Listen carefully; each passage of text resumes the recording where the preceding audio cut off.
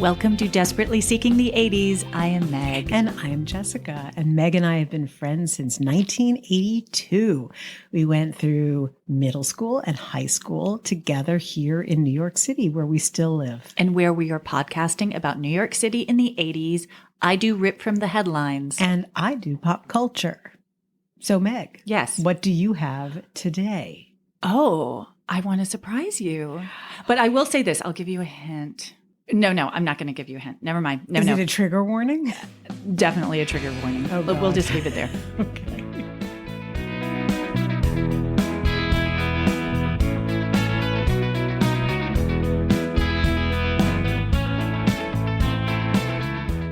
So my engagement question for you, Jessica, is when you would get up in the morning, when you were like in middle school and high school, what was your breakfast situation?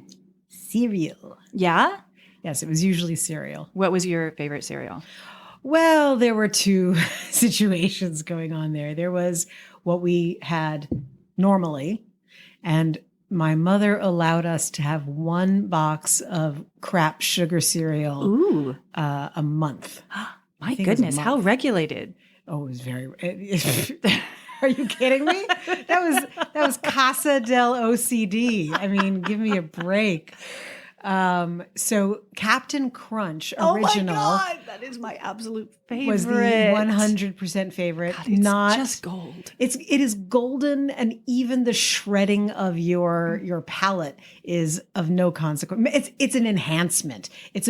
When you cut up your palate, you can get more sugar into your system, into your bloodstream. It's like people who have what was like fiberglass in chewing tobacco, because it would mess up your gums so you could get nicotine into your body faster. I did not know that. That is a wild fact. That is that is my Captain Crunch corollary. And what was your regular cereal? Funny that you should ask this, because it has been discontinued. Oh. And I have been on a search to see if there's any way to get like some old box of it online, and I have not found the answer yet, but it was discontinued maybe like a couple years ago. Kellogg's Product 19. It was really good. It was great. Yeah. It was even better than Special K, but in that same category. And Special K was the backup. Yeah. But yeah, Product 19 was awesome. And I mean, just the name was so weird. Like, what is that about? Yeah. Okay, we got to look that up. Yeah. That I definitely want to look up. All right. Okay. So is this like, and then the eggs killed everybody in the town. This is definitely going to be a rough one. But it was requested by your very good friend, Nick. So really? I'm doing my job. All right. Well, Nick, I will send you the therapist's bill. Yes.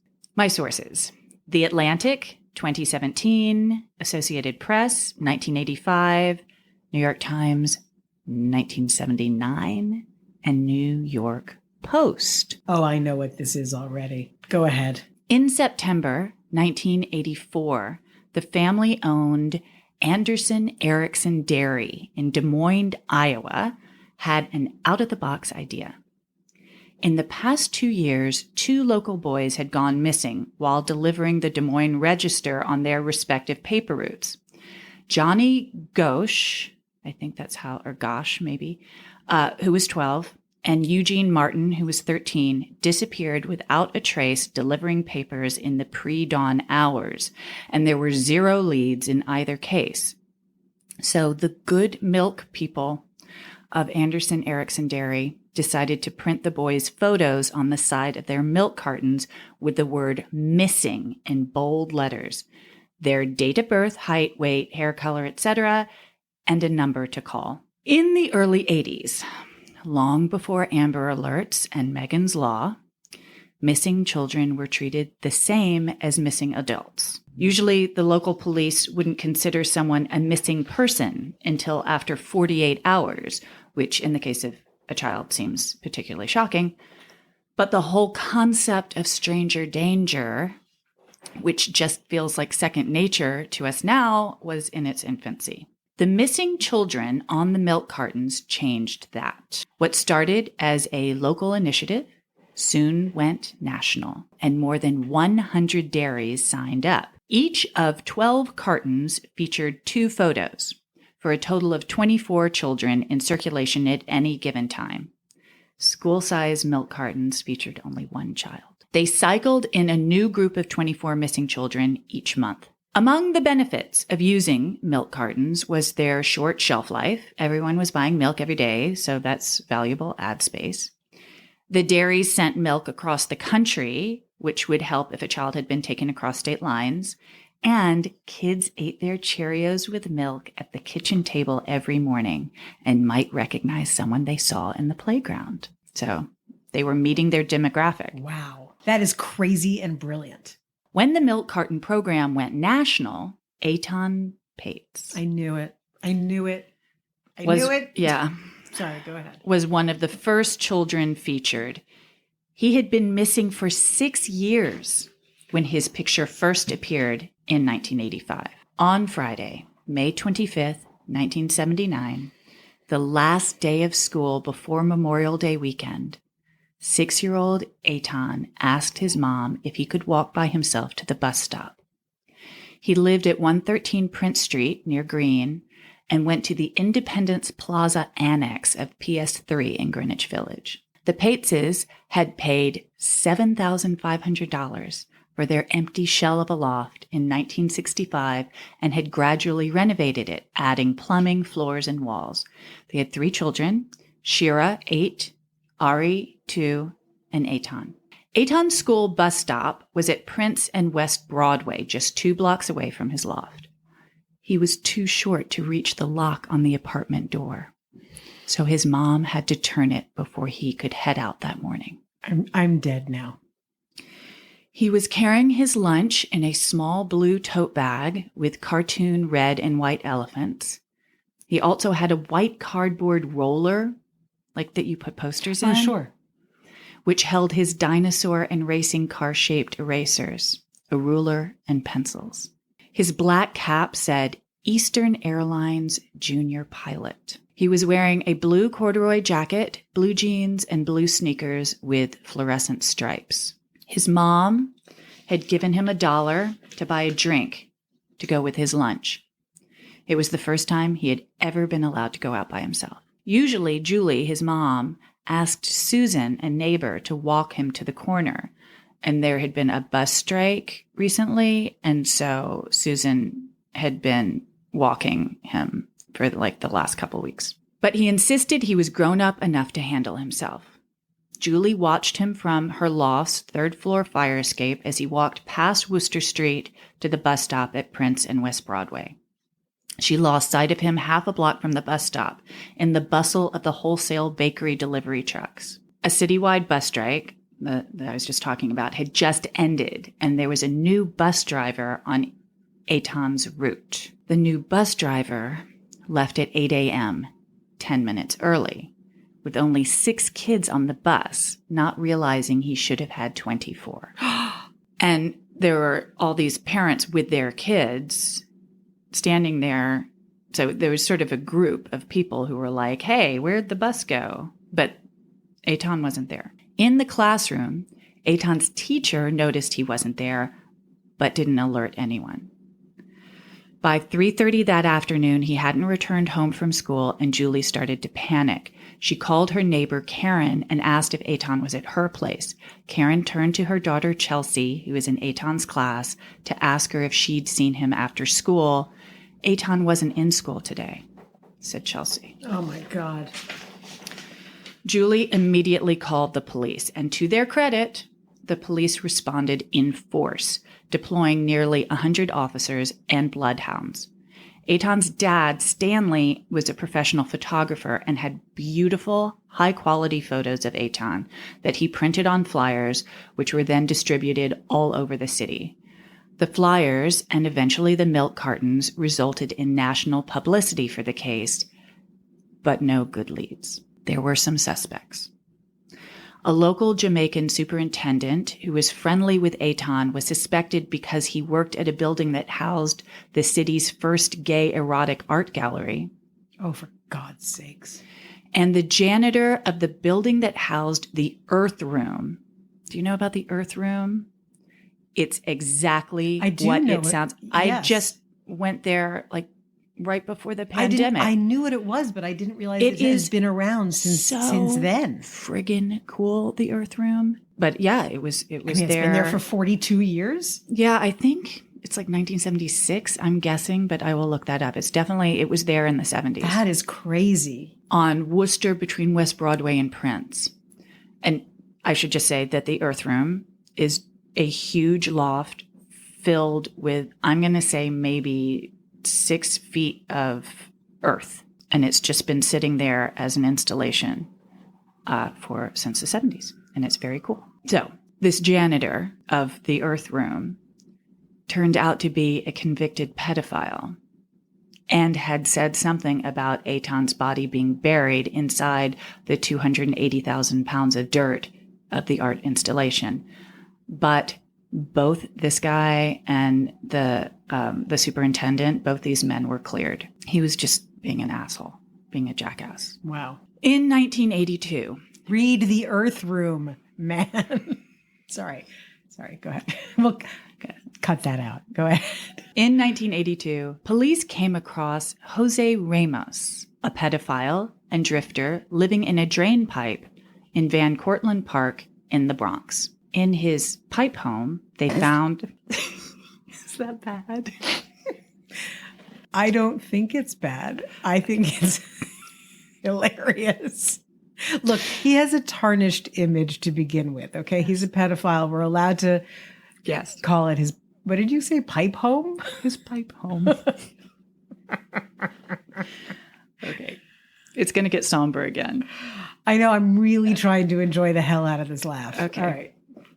I'm ready. They found photographs of Ramos and young blonde boys with blue eyes, very much like Etan, but not Etan. Ramos had also dated Susan, the neighbor who the Patzes hired to walk Etan to the bus stop. Wait. Time out. Yes. So Susan is dating Pipe Man. Yes. Does this strike you as completely insane that she's dating a drifter who lives in a pipe? I don't know if he lived in the pipe in 79. Yes. Time had passed. Maybe time he had fallen passed on harder times. Yes. Right. But she is dating a pedophile, so... Yes, we both know that none of this is normal. Please continue. No, none of this is good. And Ramos had even participated in the search for Etan. So that's a bad sign. But there wasn't enough evidence to hold him. 5 months later, Ramos was caught soliciting sex from a group of small boys. And when I say small, I'm saying 6, 7, 8. Small boys at Playland Arcade in Times Square. Where we got our fake IDs. Exactly. But the boys and their parents didn't follow up with a DA or police, and the case was dropped. I mean, these are families whose very small boys were in an arcade in Times Square. So, look, times were different, Meg. And families were different. I mean, yes. I don't feel like there was a lot of parental supervision for these particular small boys. Isn't that the whole thing about Gen X, really? Isn't that like... I think it's more severe than that, No. What I'm saying is that if you, like, on the number of memes about, like, I'm Gen X. No, I get what you're saying. And I was left in a gutter to get my own self to school, right? Well, sure, but these are parents who didn't follow up when their children were sexually solicited when they were in Times Square at an arcade. Yes. It's a different level of negligence. Okay. For sure. Were they with the children at the time? No. Oh, that's where we're having like a little disconnect here. I thought they had taken their children to play video games in Times Square. No, their children were hanging out in Times Square. Oh, Jessica. Okay, look. That's not Gen X. That's just not okay. I retract the entire Gen X scenario. Okay. I really thought that they were with their parents. No parents to be seen. No parents got involved after the fact. No parents. Okay, carry on. All right. I'm glad we cleared that up. It was a conundrum. Ramos alternated between rambling, contradictory confession-like statements and denying he had anything to do with Etan's disappearance. Very frustrating guy. Stanley Patz was convinced Ramos was responsible. And once Ramos was finally incarcerated for child molestation in Pennsylvania, every year on Etan's birthday and on the anniversary of his disappearance, so twice a year, Stanley sent Ramos a copy of Etan's missing child poster. On the back, he typed the same message: "What did you do to my little boy?" In 2001, Etan was declared legally dead, and the Patzes won a $2 million civil suit against Ramos. Obviously, they never collected a dime. Pipe home. No, you're injecting enough levity so that we can survive, because I'm on the verge of tears. Yeah. In 2010, investigators excavated the basement of 127 Prince, which had been under construction in 1979. And that's where the Patzes lived? Nearby. They lived at 113. Okay. But they didn't find anything. And then in 2012, Pedro Hernandez confessed to police that he had strangled Etan. Wait. I'm sorry. We have to go back for a sec. What is the significance of 127 being excavated? It was just because it was under construction and people were like, oh, well, maybe somebody just buried his body because the cement was being poured. I think the point is that no one's really given up on this. Like, this is an incredibly well-known story. And over the years, whenever a new DA steps into his position, he does his best to try and figure out what happened to poor Etan. So now we're in 2012. Pedro Hernandez has confessed that he strangled Etan and that he disposed of him in the garbage. Now, let's go back to 1979. Hernandez, in 1979, was 18 and working at a bodega near the bus stop. Etan had been planning to buy a drink for his lunch that morning, so the story lines up. And Hernandez's brother-in-law and his priest said it was an open secret that Hernandez had murdered Etan. Apparently, he had confessed in the early 80s to some of the people in his church who didn't come forward until 2012. But there was no physical evidence at all. And Hernandez is schizophrenic and has an IQ of 70, which is why there was a hung jury, 11-1, at his 2015 trial for second-degree murder and first-degree kidnapping. Yes. I'm still stuck on it being like the concept of, it's an open secret that he murdered a baby. Right. Like, who the fuck? What is that? What head is that? Are we to think that every congregant at that church was also an IQ of 70? Like, what dementia? I can't imagine. But the problem here is that he's schizophrenic and he has hallucinations. I get why it's a hung jury. I'm just saying that. No. I get what you're saying.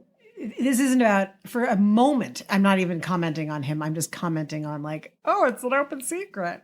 Yeah. We all knew. No. Incredibly disturbing. The DA tried him again because it was a hung jury.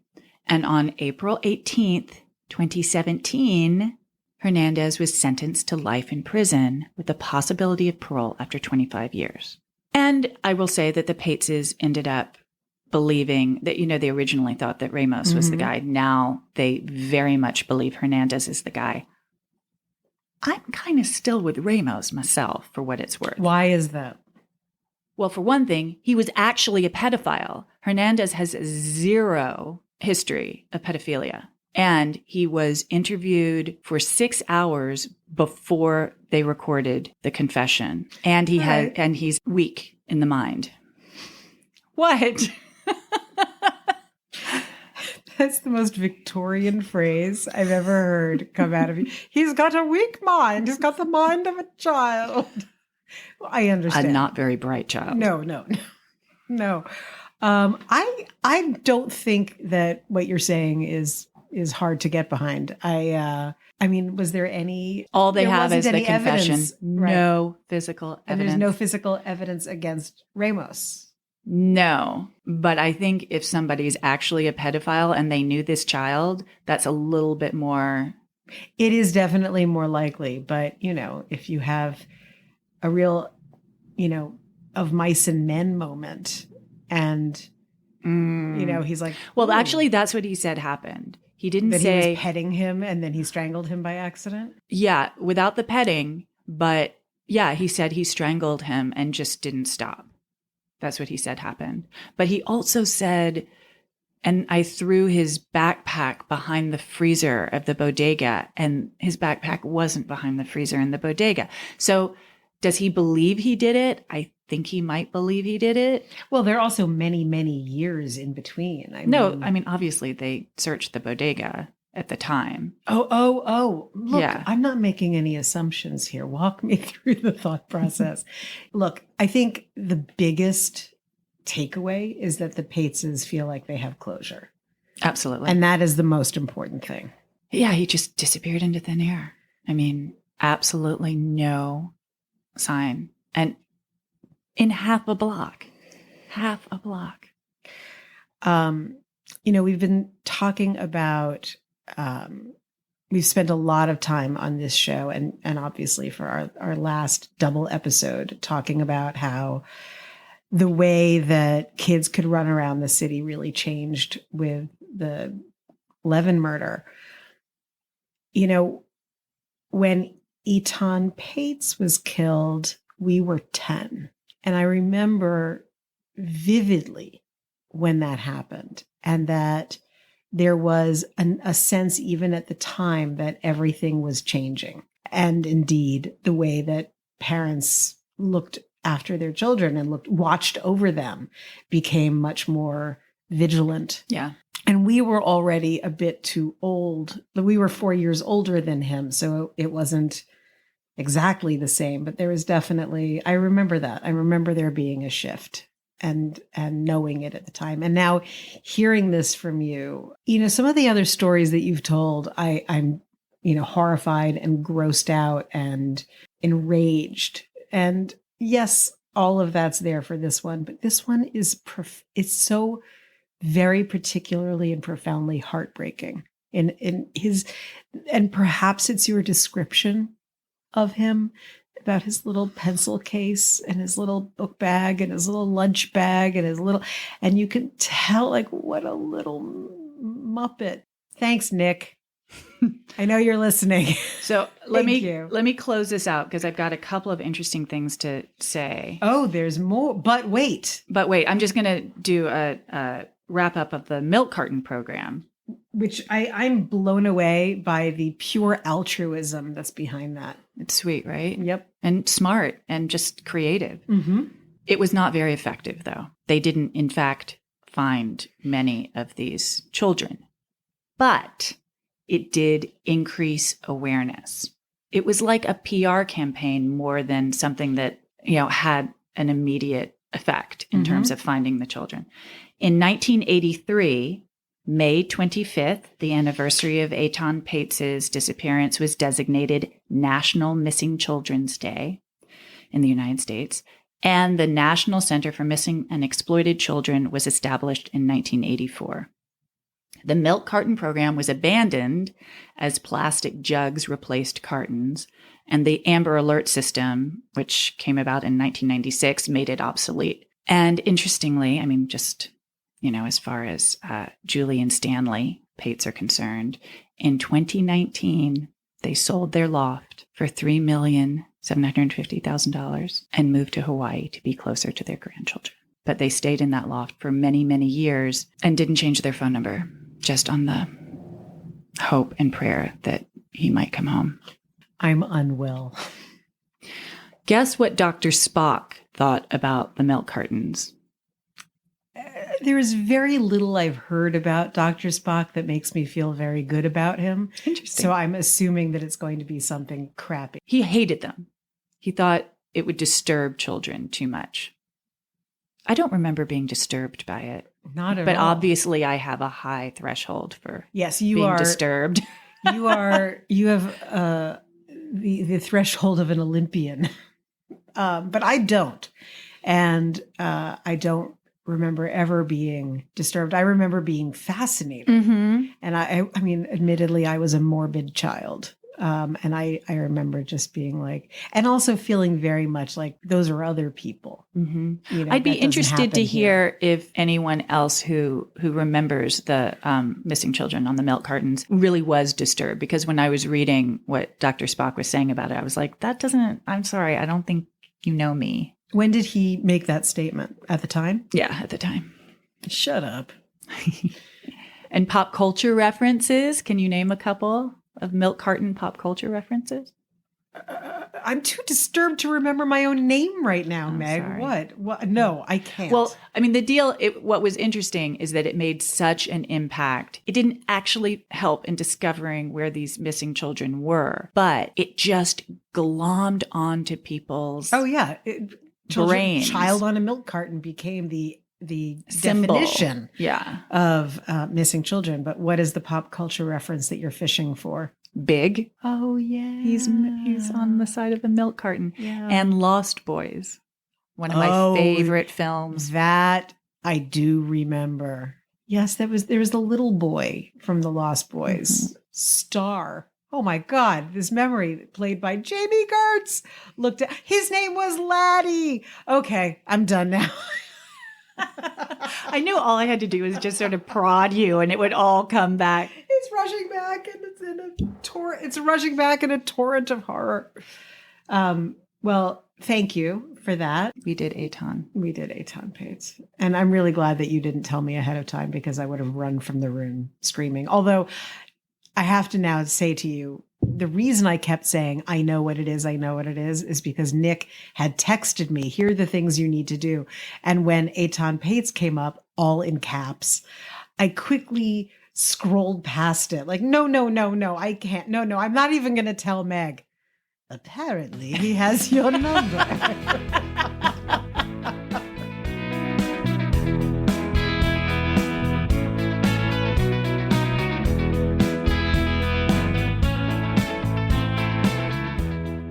So I just want to address what you just said. I just noticed that Jessica doesn't have any notes in front of her. And I'm like, uh-oh, she's just going to wing it today. Today's a wing it. It is. And sometimes my wing-its are much more on point than when I have notes because I get so overwhelmed with the research I've done. Unlike you, like you are perfect with that. I'm like, facts, multiple documents. So what are you winging? What's that? What are you winging today? I'm just trying to come up with your engagement question. All right. I've got it. Okay. Growing up in the 80s here in New York City, what was an insult? What would be considered a major insult if someone thought you were this? Try hard, I guess, maybe. I'm going to give you a second chance. Ready? Geographic. I don't know. Obviously, you're looking for one very particular Yes, I answer. am. I don't know, but I don't know what it is. Fine. In the 80s, growing up in Manhattan, but even in all boroughs in New York City, the worst thing that you could be accused of is coming from New Jersey or Long Island, which was known as bridge and tunnel. Okay. So I wanted to explore the bridge and tunnel concept Okay. and what we thought of it and how we viewed it at the time. What do you think? Okay, I'm a little nervous. Why? I just don't want to insult anybody. It's not about insulting them now.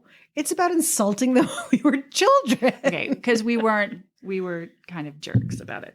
Well, it's not just that we were jerks. I think, people say that New Yorkers are nasty and Snotty. snotty. Yeah. Yes. And there have been many, many changes in in the perception of New Yorkers. And I think that after 9/11, there was a huge shift about, New Yorkers are great and they're helpful and they're banding together and all of that. But yes, there was not a good reputation. And we've talked about how when I arrived at Kenyon, by virtue of being from New York, and my outfits, I was ostracized. Oh, people thought that I was an asshole. Why would they think that? Before I opened my mouth. Okay. It was just from my photo in the baby book. But well, maybe that's sort of like what you were talking about last week with Spy Magazine. Spy Magazine was a bad influence on us or something. Well, I think it wasn't necessarily a bad influence. I think it was a bad reflection. Yeah. Right. And so I went after Graydon Carter and his very strange Oompa Loompa hairdo. Have you seen it? You know what I'm talking about? Yeah. Okay. If you don't know what he looks like, I highly recommend that. But you're going to do a cartoon, aren't you? Oh, Jesus. Yes, I will. Okay. I will do Graydon Carter as an Oompa Loompa. It will be magnificent. And I was thinking like, we've talked about clubbing. And it's like, wait a minute. And for some reason, Limelight popped into my head. And I realized that it popped into my head because years ago, I was dating someone who lived on Long Island and spent a lot of time in Manhattan as a teenager. And then in our late teens, early 20s, he would go to the Limelight and hated it. But of course would still go, as one does, like, oh, my friends are going and it's supposed to be cool, but I'm actually having the worst time ever. This is terrible. So we were talking about it and I was like, oh, I would go to Limelight during that era. And he was like, you're one of those girls who never would have talked to me. And I was like, that's ridiculous. Don't be insane. And he was like, no, I was Bridge and Tunnel. You never would. I was like, you know what? I'm not going to lie. You're right. There was a different way that they dressed. Okay, so let me engage you on that, Meg. What was the distinction? How could you tell someone was Bridge and Tunnel versus a New Yorker? Oh, God. I don't know. I mean, there was definitely, like, people who shopped at a mall looked different. I know. I'm inviting you to explore this concept. The hair was, for girls and maybe for boys too, was just much bigger. There was an intention to make it large. Mm-hmm. I don't feel like we were trying to do that. I know we were not trying to do that. We were actively trying to make it smaller. Exactly. As small as humanly possible. There was a wardrobe situation. So what acid wash jeans. Thank you. Yes. For the guys, was it? Do you remember how girls would wear those wrestling shoes? They would lace up their like little booties. Like you could just tell a gold chain here and there, an open collared shirt. Not good. My grandmother once set me up, with the grandson of one of her friends. Okay, what story is wonderful and magical that ever begins with my grandmother set me up with one of her friends' basically, her friend's grandson went to a school in Princeton, New Jersey, and he did not have a date for his prom. No, you didn't. So she called my grandmother, and my grandmother called me, and I was like, oh my God, why are you making me do this? Going to his prom in Princeton, New Jersey? I'll go if I can bring Amanda. That is hilarious. So Amanda and I went to a prom in Princeton, New Jersey. They picked us up in a white limo, which we almost did not get into because who gets into a white limo? Bad start. We looked so different from anyone else there. And all the girls, like the girls in his class, were just, oh my God, stank eye. We were not welcomed. Well, I have one for you. Okay. I didn't know that I never knew that you had to do that. The fact that you went with Amanda gives me such a clear picture of the the insanity of the errand, because the two of you would have just been like not speaking to anyone, only speaking to each other and ignoring, like practically swatting the poor boy away. And we were wearing black dresses. Right. And they were not wearing They black were in metallic dresses. teal Princess Di dresses. Exactly. Well, 1988. Okay. 1988. So it was the year after we graduated from high school. I had a friend who grew up in Pennsylvania and not far from Philadelphia. He asked me to be his prom date. So I was in college already. And I was like, oh, God almighty, why? But I was, there was no way I was going to say no. He was a really good friend. And but I knew that he had some romantic inclination, which was never going to happen in a million years. So I was sort of, do I go? And so, okay. So like you, I was wearing a black Betsy Johnson dress, and there was a white limousine. There was a wrist corsage, which I had never seen before in my life. I didn't even know what I was looking at. And it was in like the plastic clamshell thing that we now have at delis, yes. Right? So I was just confused. I had no idea which end was up. I had never been to a suburban event of this variety. And so we show up, and the kids, it was like, do you remember that movie, She's All That? Yes. But Rachel Lee Cook has her makeover. And it's all inside the gym or wherever they are. Like it's all neon lights and, Usher is leading a line dance. Usher was not there. However, all of that shit was actually happening. And the number of boys there wearing, wait for it, not only is it a white tuxedo, not only were there sunglasses on, but there was a top hat and a cane. No. A cane. No. A cane. And I was just like, I was like, do you go to school with Mr. Peanut? What is happening here?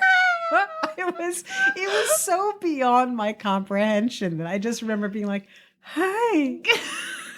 Okay. I'll dance. He's still got a cane. It was so bananas. So yeah, they were not like us. No. That was news. So, okay. We both had these experiences. Mine was not a strictly bridge and tunnel. Yours was. But I was thinking about it, and I actually think some of the best descriptions of what bridge and tunnel is or was are actually in movies about clubbing.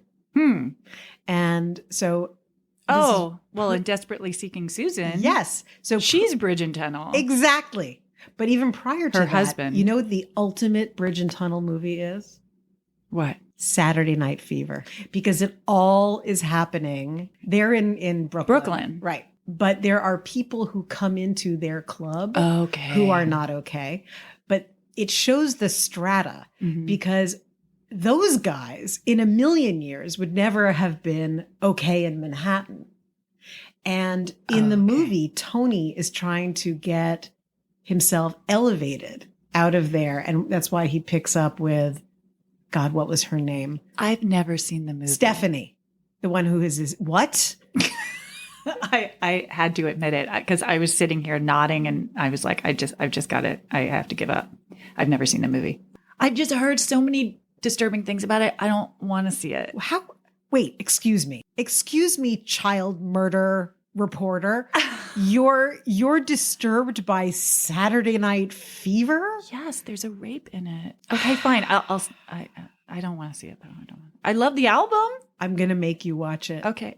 I'm going to make you watch it because you know what? You can't really be in now our I'm generation. Filled with shame. Yes, but not like I don't think that you can fully participate in the I should never have told you. Of our generation. I could if you have haven't seen that continued movie. to fake it, Jessica. Well, to your infinite credit, you fessed up. And but you know what? I'm also excited for you because it is one of the best movies ever. Okay. Oh my God. Every movie that ever had Studio 54 in it, there's always something with someone who wants to get in and they're told they're never going to get in. Bridge and tunnel. Anyway, so all of this it was brought on by this memory of talking to this boy who, in fact, I'm now going to come clean. Not only did I date, I was mad for him. Now, he's not a boy, grown up man. Okay. This was several years ago. And I don't have a pipe home. So it was a grown man who I was mad for him. I thought he was like the sexiest thing on the planet. Whether he was or not, who knows? Eye of the beholder, A++. And in his mind, he was still B and T. Oh, and I was still Manhattan. Even though so many years later. So many years later, it still stuck. It clung to his soul. And I have to admit that when he told me that, I had a little moment of amusement of like, oh, you're one of them.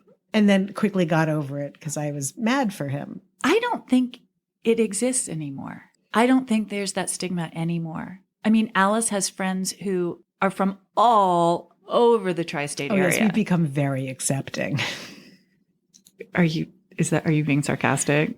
Well, you know what I think it is? I think that I don't think there's a location snobbery anymore. Things are more homogenous than they were back then. I think that culture in and out of cities and suburbs has blended much more, and that's because of the internet.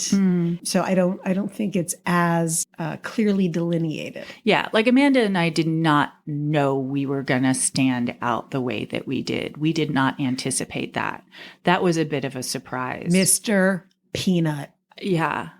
Like, yes. Somehow the communication did not happen across the bridges and the tunnels. So that we were just not doing the same thing. And in fact, there was another sort of cultural divide of this type that we've talked about on this podcast already at my camp. Hey, English. Right. So yeah, it was a real growing up in New York thing. There was this very profound sense of otherness for a very short distance. Right. I'll ask Alice. I'm interested if she's even heard of the term. Who knows? Well, thank you, Jessica. This was a geographical segment. Yes, it was. And it was surprisingly lucid and cogent. So look at that.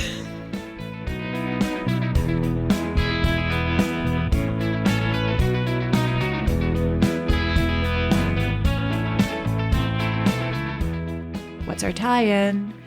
You beat me to it. I was about to say the same thing. Uh-oh. Okay, well, we've got what's the tie-in? Bridge and Tunnel and Etan Patz. Milk cartons. Milk cartons? How is that? Well, No. they connected. We would know if a child was missing in New Jersey because of the milk carton. Okay. I don't know. I don't know if we have a tie-in today. Bridge, tunnel, and pipe home. Oh my God. I'm never going to get over pipe home. I just want you to know that. We were Now talking I can't about cut it. we were talking about what the if we do a t-shirt, what some of our t-shirts might be. And I know I'm going to do a Graydon Carter cartoon, but I think I have to do a pipe home.